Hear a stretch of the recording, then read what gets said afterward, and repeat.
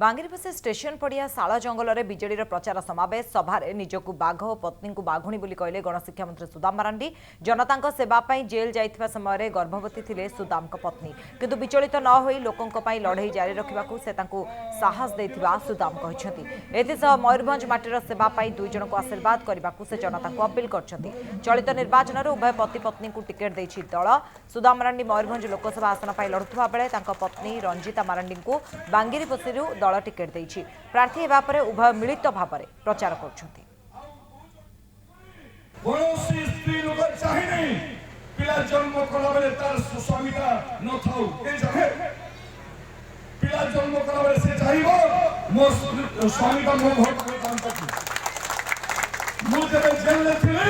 गर्भवती अवस्था थिला मो पोटी जन्म हैला से समय भी मो रही पाई ता पखरे धैर्य से महिला बुझिबो चंद एवं सरकार से मत कहितले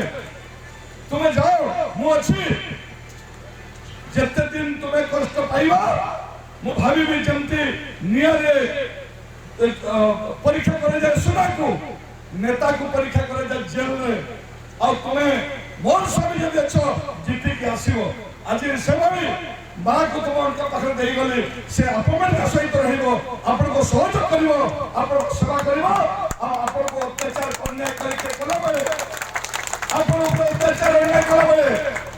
बाघर बहु बाघुड़ी जो चले